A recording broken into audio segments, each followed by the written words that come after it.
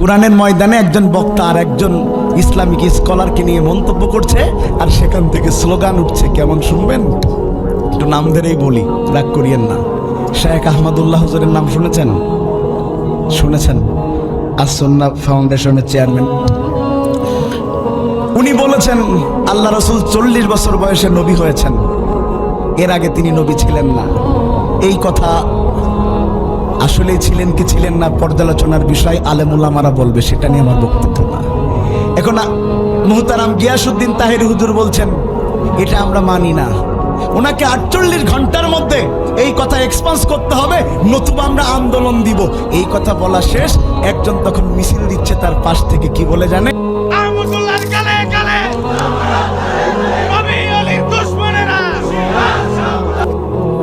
আমরা তো সহিষ্ণু জাতি।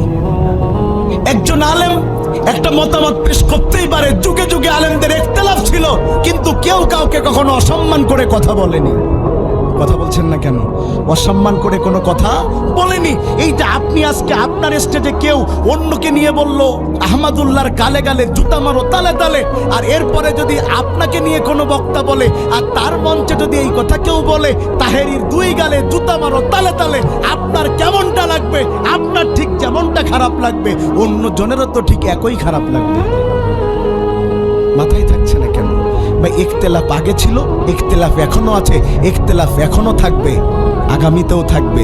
কিন্তু একজন আলেম হয়ে আরেকজন আলেমকে আমি অবাক হই একজন আলেম একটা কথা বললে তার প্রতিবাদে 48 ঘন্টার মধ্যে আপনি আন্দোলন দিতে চান, অথচ এদেশে ইসলামের বিরুদ্ধে আলেমদের বিরুদ্ধে বারবার কত কুলাঙ্গার কথা বলেছে, তার প্রতিবাদে আপনাদের তো মাঠে নামতে দেখা যায় নাই। কেন আলেমদের বিরুদ্ধে মাঠে নামতে চাচ্ছেন? সুন্দর না, সুন্দর না, সুন্দর না। শোনেন, আমি একটা কথা বলি, শুনেন, জিকির আলাদা আলাদা হতে পারে, মাযহাব আলাদা আলাদা হতে পারে, মসজিদ আলাদা আলাদা হতে পারে, কিন্তু একটা কথা মনে রাখতে হবে, আমাদের একটাই টার্গেট, দ্বীন কায়েমের টার্গেট। এক্ষেত্রে আমাদের এক থাকতে হবে। আমরা একে অপরের প্রতি যেন অসহিষ্ণু হয়ে না যাই। আল্লাহ প্রত্যেকের ইলমি কাজকে কবুল করে নিক।